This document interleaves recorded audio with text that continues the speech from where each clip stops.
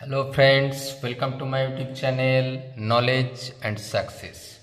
আজ দেখো আমরা নবম শ্রেণীর ছাত্রছাত্রীদের জন্য গণিতের উপর ভিত্তি করে সেকেন্ড ইউনিট টেস্টের প্রস্তুতি হিসাবে আমরা রায়ান মার্টিন কোশ্চেন ব্যাংকের সলিউশন পেপার নিয়ে আসছি। আমার এক ইউটিউব বন্ধু তার সলিউশন পেপারের জন্য অনুরোধ রেখেছে। আমরা আজকে মডেল কোশ্চেন পেপার 2 এর সলিউশন নিয়ে আসছি।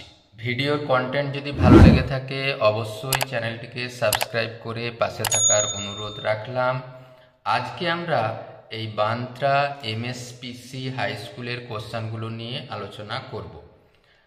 আর এই কোশ্চেনগুলো ভীষণই সহজ প্রকৃতির এবং এই ধরনের প্রশ্নই তোমরা পরীক্ষায় আশা করতে পারো। একের দাগের প্রশ্ন দেখো, 20% ছাড় দিয়ে বিক্রি করায় একটি জ্যামিতি বক্সের বিক্রয় মূল্য 48 টাকা হলে তার ধার্য মূল্য কত? আমরা কেমন করে হিসাব করেছি দেখো, একেবারে যেহেতু 20% ছাড় দিয়েছে অর্থাৎ 80 টাকা যদি বিক্রয় মূল্য হয় তাহলে ধার্য মূল্য 100 টাকা, 1 টাকায় 48 টাকা। একদম সাধারণ ঐকিক নিয়ম করে কাটাকুটি করেছি, 8 6 48 60, অর্থাৎ ধার্য মূল্য 60 টাকা, অর্থাৎ আমাদের option A is the right answer. 2, ABCD রম্বসের এসিবি কোণ 40 ডিগ্রি আর এডিবি কোণের মান। এটা যদি রম্বস হয় তাহলে এই কোণটার মান দেখো 40 ডিগ্রি বলা আছে, আর আমরা জানি রম্বসের কর্ণগুলি সমকোণে সমদ্বিখণ্ডিত করে, তাহলে এই কোণটার মান 90 ডিগ্রি। তাহলে এই কোণটার মান তোমরা নিশ্চিন্তে হিসাব করতে পারো। 180 ডিগ্রি থেকে 90 ডিগ্রি আর 40 ডিগ্রি বাদ দিলে হবে 50 ডিগ্রি। আবার এই কোণ আর এই কোণ পরস্পর একান্তর কোণ।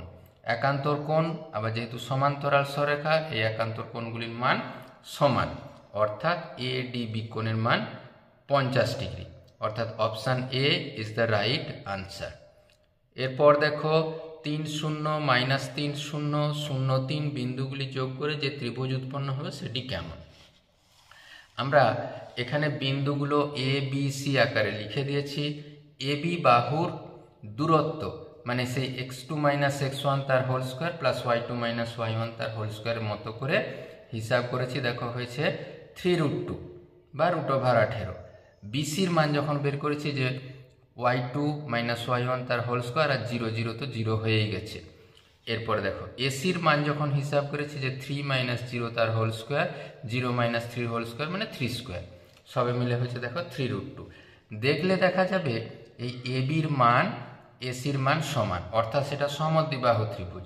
আবার এর দেখা যাচ্ছে যে AC square plus AB square মানে 3√2 স্কোয়ার প্লাস 3√2 স্কোয়ার, 18 18 হয়েছে 36, এটা 6 স্কোয়ার, অর্থাৎ এসি স্কোয়ার প্লাস এবি স্কোয়ারের মান যদি বিসি স্কোয়ারের সাথে সমান হয়, পিথাগোরাসের ফর্মুলা অনুসারে এটি একটি সমকোণী ত্রিভুজ। সমকোণী আর দুটো বাহু সমান, অর্থাৎ এটি সমকোণী সমদ্বিবাহু ত্রিভুজ, অর্থাৎ আমাদের option D is the right answer.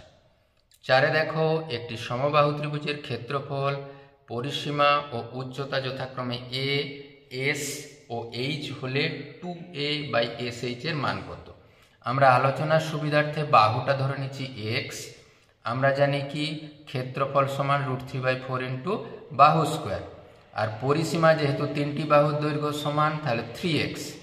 উচ্চতা আমরা সূত্র জানি √3/2 ইন্টু এক্স। সেক্ষেত্রে দেখো 2a/sh এর মান বসেছি। 2 এর মান √3/4 ইন্টু এক্স স্কোয়ার, এস এর মান দেখো 3x, এইচ এর মান দেখো √3/2 ইন্টু এক্স।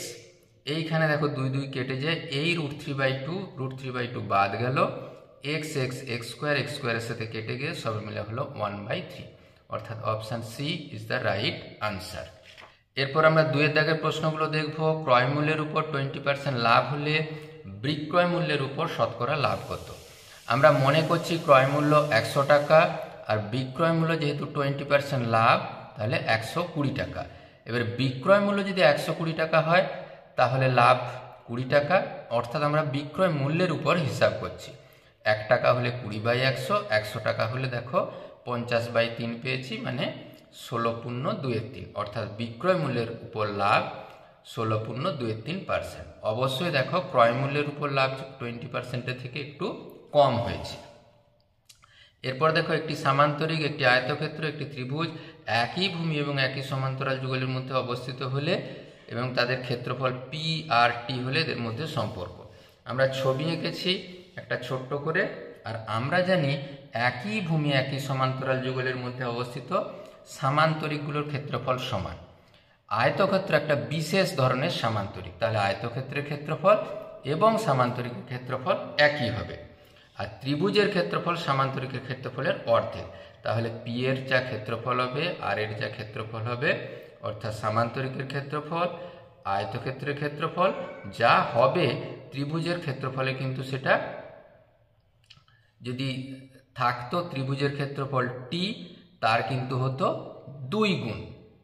তাহলে এক্ষেত্রে মনে রাখতে হবে আমাদের সবে মিলে পি সমান আর সমান 2টি হলো আমাদের উত্তর।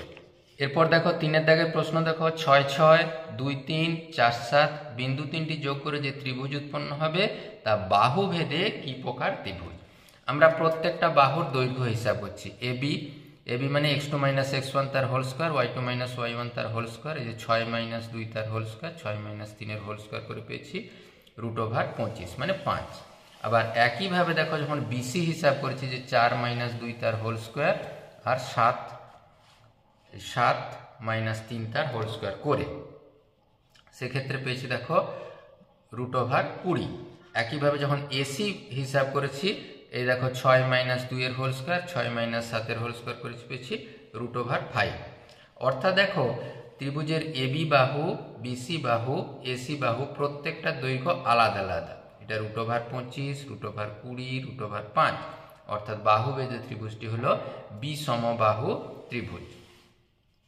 4 প্রবলেম দেখো, এ x - 7 বি 2 - 3 বিন্দু দুটির মধ্যে দূরত্ব 5 একক হলে এ বিন্দুটি কোন কোন পাদে অবস্থিত হতে পারে নির্ণয় করো। আমরা ধরে নিয়েছি এ বাহু x7 আর বি এদের দূরত্ব একই সূত্র ব্যবহার করে এই দূরত্বটা সমান 5। এবার দেখো এই 4 এর হোল স্কয়ার 16, সেটা যদি বাম পাশে যায় মাইনাস, সবে মিলে হয়েছে 9। সেক্ষেত্রে দেখো আমি যদি প্লাস চিহ্ন নেই, এটা বর্গমূল তুলে দিয়ে প্লাস মাইনাস হয়েছে, প্লাস চিহ্ন নিলে এই 2টা যখন ওপাশে গেল তখন হচ্ছে 5, আবার এই -2টা ওখানে গেলে হলো -1। অর্থাৎ বিন্দুগুলো কি হতে পারে, বিন্দুগুলো হতে পারে 5, x এর মান যখন 5 -7 আর -1 -7। এটা হলো চতুর্থ পদের বিন্দু, কেন x এর স্থানাঙ্ক প্লাস y এর স্থানাঙ্ক মাইনাস, এটা x এর স্থানাঙ্ক মাইনাস y এর স্থানাঙ্ক মাইনাস, মানে এটা তৃতীয় পদের বিন্দু, অর্থাৎ বিন্দুটি চতুর্থ পদ আর তৃতীয় পদে অবস্থিত হবে। 5 প্রবলেম দেখো, একটি সমদ্বিবাহু ত্রিভুজের সমান বাহুদ্বয়ের দৈর্ঘ্য 5 সেমি, ভূমির দৈর্ঘ্য 6 সেমি, ত্রিভুজটির ক্ষেত্রফল। আমরা জানি, আমরা লিখে দিয়েছি সমান বাহুর দৈর্ঘ্য 5 সেমি, ভূমির দৈর্ঘ্য 6 সেমি। সমদ্বিবাহু ত্রিভুজের ক্ষেত্রফল আমরা জানি হাফ ইন্টু ভূমির দৈর্ঘ্য সমান বাহুর দৈর্ঘ্যের স্কোয়ার মাইনাস ভূমির অর্ধেকের স্কোয়ার। দেখো শুধুমাত্র মান বসে, হাফ ভূমির মান ছিল 6, সমান বাহুর দৈর্ঘ্য 5 আর ভূমির দৈর্ঘ্যের অর্ধেক মানে 6/2, 3 হোল স্কোয়ার মানে 9, 3 হোল স্কোয়ার 9 মানে আমরা পেয়েছি 16, 16 বর্গমূল 4, তাহলে 3 4 12। অর্থাৎ এই সমদ্বিবাহু ত্রিভুজের ক্ষেত্রফল হলো 12 বর্গ সেমি। এরপরে দেখো 6 একটি অবিচ্ছিন্ন পরিসংখ্যা বিভাজন তালিকার একটি শ্রেণীর মধ্যবিন্দু 42, শ্রেণী দৈর্ঘ্য 10 হলে শ্রেণীর উচ্চ ও নিম্ন সীমা হিসাব করতে বলা আছে। মধ্যবিন্দু আমরা লিখেছি 42, শ্রেণী দৈর্ঘ্য 10 আর উচ্চ সীমা হয় মধ্যবিন্দু আর শ্রেণী দৈর্ঘ্যের অর্ধেক, তাহলে শ্রেণী দৈর্ঘ্যের অর্ধেক করে 42 আর 5 পেয়েছি 47। একইভাবে নিম্ন সীমা কি হয়, মধ্যবিন্দু শ্রেণী দৈর্ঘ্যের অর্ধেক বিয়োগ, তাহলে 42 থেকে 10/2 5 বিয়োগ করে হয়েছে 37। এটা সহজ ধরনের প্রবলেম। এরপর 7 প্রবলেম দেখো, একটি বৃত্তের ব্যাসার্ধ r% বৃদ্ধি পেলে পরিধি শতকরা কত বৃদ্ধি পাবে। আমরা ধরে নিচ্ছি ব্যাসার্ধ ক্যাপিটাল R, তাহলে পরিধি হবে 2πr। ব্যাসার্ধ এখন কত হয়েছে, r% বেড়েছে, আর ছিল r এর মধ্যে স্মল r% বেড়েছে এত একক, এখন পরিধি কত 2π, এইটাই আর টোটালটা মিলে r প্লাস r/100 একক। বেড়েছে কত, এই টোটালটা থেকে এটা যদি এইটা যদি বাদ দেওয়া হয় সব মিলে দেখো 2πr capital R small R by 100। আর শতকরা হিসাব করার জন্য এইটা ছিল কতর মধ্যে বেড়েছে, 2πr এর মধ্যে, 100 হলে কত হতো ইন্টু 100%। সবে মিলে দেখো সব অংশ কেটে যে স্মল আর পড়ে আছে, অর্থাৎ স্মল আর পার্সেন্ট। অর্থাৎ আমরা বলতে পারি পরিধি এই r% বৃদ্ধি পেয়েছে। এরপর 3 দাগের প্রবলেমগুলো দেখবো। অমল 10টা লেবু 30 টাকায় কিনে প্রতি ডজন 42 টাকায় বিক্রি করলে অমলের শতকরা কত লাভ বা ক্ষতি হবে। আচ্ছা, অমল দেখো 10টা লেবু 30 টাকায় কিনেছে, এরপর 12টা লেবুর দাম 42 টাকা এই হিসাবে বিক্রি করেছে। তাহলে একটা লেবুর দাম 42/12, 10টা লেবু যখন কিনেছে 10টা লেবু বিক্রি করেছে, তাহলে 42/12 ইন্টু 10, এখানে 7 6 42 আর 6 2 12, 2 5 10, 35 টাকা। মানে 10টা লেবু 35 টাকায় বিক্রি করেছে, কিনেছিল কত 30 টাকায়। তাহলে অমলের লাভ কত, 35 - 30 5 টাকা। এরপর দেখো অমলের 30 টাকার মধ্যে লাভ হয়েছে 5 টাকা, 1 টাকায় 5/30 আর 100 হলে দেখো গুণিত 100 করে কাটাকুটি করে আমরা পেয়েছি 50/3, মানে 16.23। তাহলে অমলের 16.23% লাভ হলো। পরের প্রবলেম দেখো আরো সোজা। একজন পুস্তক প্রকাশক উৎপাদন ব্যয়ের উপর 30% বাড়িয়ে একটি বইয়ের দাম ছাপেন 286 টাকা, কিন্তু বিক্রি করার সময় লিখিত দামের উপর 10% ছাড় দেন। এতে পুস্তক প্রকাশকের শতকরা লাভ কত হবে লিখি। আমি ধরে নিচ্ছি উৎপাদন ব্যয় 100 টাকা, তাহলে ছাপাতে যেহেতু 30% বাড়িয়ে দিয়েছে তাহলে 130 টাকা। যখন ছাপানো মূল্য 130 টাকা হবে তখন উৎপাদন মূল্য 100 টাকা, 1 টাকায়। আর এই 286 টাকায়, 286 টাকা দেখো আমাদের উৎপাদন মূল্য হয়েছে 220 টাকা, একটু কাটাকুটি করে হয়েছে। এরপরে পুস্তকটা যখন বিক্রি করেছে দেখো এই 286 টাকা আবার 10% ছাড় দিয়েছে। 10% ছাড় দিয়ে এই ক্যালকুলেশন দেখো 286 100, 10% ছাড় দিলে 100 - 10। এই জন্য আমরা সরাসরি দেখো এই 286 গুণিত 90/100 করেছি, সেটা দেখো কাটাকুটি করে হয়েছে 257.40 টাকা। তাহলে লাভ কত, এই টাকায় সে বিক্রি করেছে, উৎপাদন করতে খরচ হয়েছিল 220 টাকা, তাহলে মোট 37.40 টাকা তার লাভ হয়েছে। এবার প্রকাশকের লাভ কত, এই 37.40, কত টাকা তার খরচ হয়েছিল 220 টাকা, 100 হলে কত গুণিত 100%। সবে মিলে দেখো আমরা কাটাকুটি করে পেয়েছি 17, অর্থাৎ পুস্তক প্রকাশকের লাভ হলো 17%। 4 দাগে দেখো সমাধান করো যে কোনো একটি। ভীষণ সহজ সহজ প্রবলেম আছে।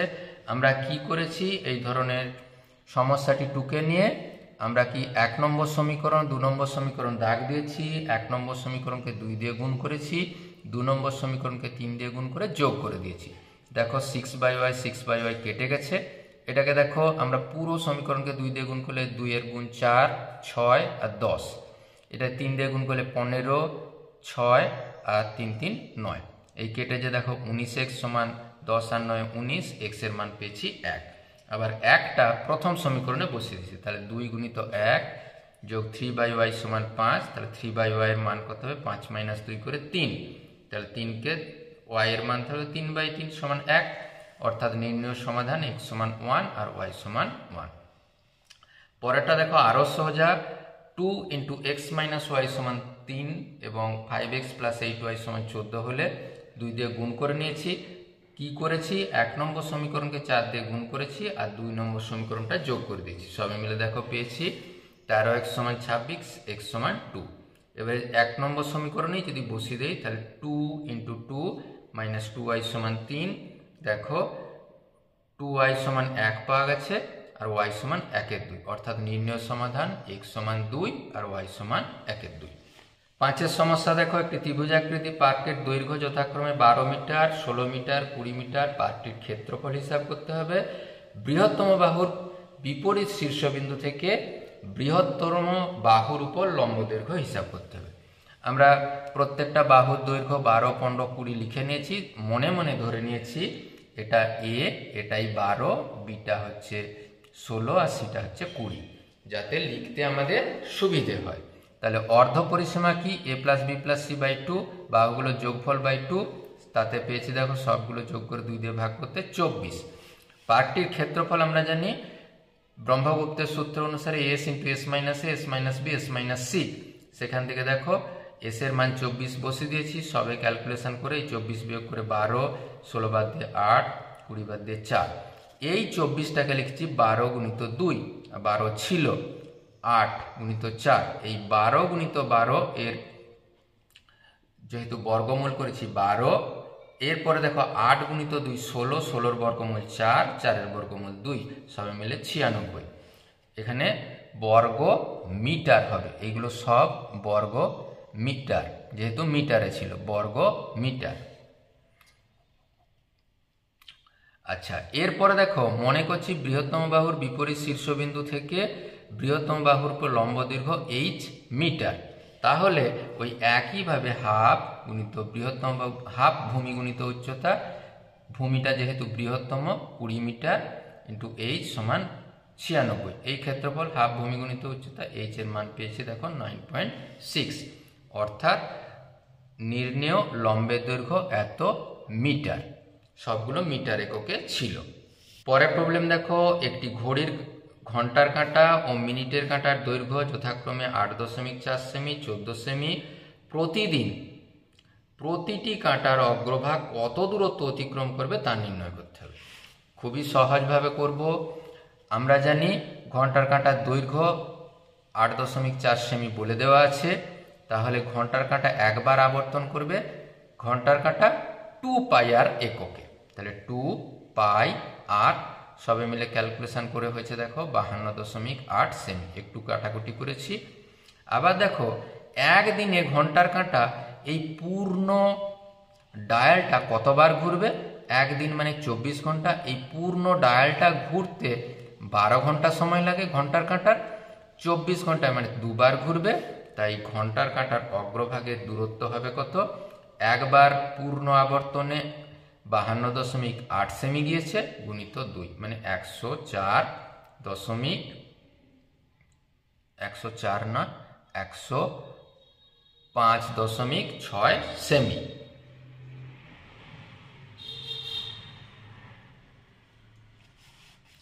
আবার দেখো মিনিটের কাঁটার দৈর্ঘ্য 14 সেমি, তাহলে 1 ঘন্টায় আবর্তন করছে, তাহলে মিনিটের কাঁটা সম্পূর্ণ আবর্তন করবে 1 ঘন্টায়, তাহলে 1 ঘন্টায় কাঁটার অগ্রভাগ যাবে কত, 2 পাই আর, 2 ইন্টু 22/7 ইন্টু 14, কাটাকুটি করে দেখো সবে মিলে পেয়েছি 88 সেমি।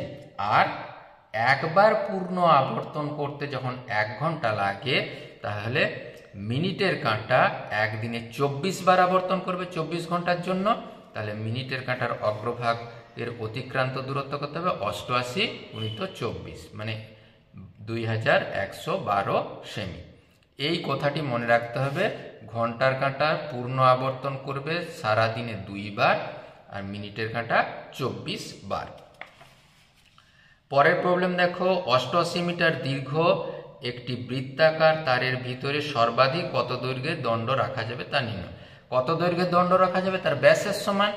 আমরা ধরে নিচ্ছি বৃত্তের ব্যাসার্ধ r মিটার, তাহলে পরিধি 2 পাই আর, এই 2 পাই আর সমানই 88, কেন এটাই বৃত্তাকার, পুরো বৃত্তাকার তারটা দেওয়া ছিল। সেখান থেকে দেখো আর এর মান পেয়েছি 7 দিয়ে গুণ করে 22 দিয়ে ভাগ করে 14, অর্থাৎ বৃত্তাকার তারের ভিতর সর্বাধিক যে দণ্ড রাখা হবে সেটা ব্যাসের দৈর্ঘ্য, সেটা কত হবে 2 গুণিত 14 মিটার, অর্থাৎ 28 মিটার জুড়ে সেই দণ্ডটা থাকবে। মানে এইখান থেকে এই দণ্ডটা যদি রাখা যায়, এইটাই হবে 28 মিটার লম্বা। পরে দেখো উপপাদ্য তোমরা বই থেকে নিশ্চিত করতে পারবে, উপপাদ্যের প্রয়োগটা দেখিয়ে দিই। এবিসি সমদ্বিবাহু ত্রিভুজের এবি সমান এসি, বিসি বাহুর উপর ও যে কোনো একটি বিন্দু, ও বিন্দু থেকে এবি এর উপর ওপি, এসি এর উপর ওকিউ লম্ব টানা হলো, বি বিন্দু থেকে এসি এর উপর বিডি লম্ব টানা হলো, তাহলে দেখাতে হবে ওপি প্লাস ওকিউ সমান বিডি। এইটাই প্রদত্ত লিখে দেওয়া আছে, প্রমাণ করতে হবে। যা আমরা কি করেছি, শুধুমাত্র এ ও যোগ করলাম। এ ও বি মানে এ ও বি এই ত্রিভুজের ক্ষেত্রফল হাফ ভূমি গুণিত উচ্চতা, যেখানে ভূমি হলো AB উচ্চতা OP, তাহলে হাফ ভূমি গুণিত উচ্চতা করে এটা হলো ক্ষেত্রফল। একইভাবে AOCর ক্ষেত্রে হাফ AC ইন্টু OQ। দেখো AOC ত্রিভুজের ক্ষেত্রে হাফ গুণিত ভূমি গুণিত উচ্চতা। এরপর দেখো এগুলো সবসময় বর্গ একক লেখা যুক্তিসঙ্গত।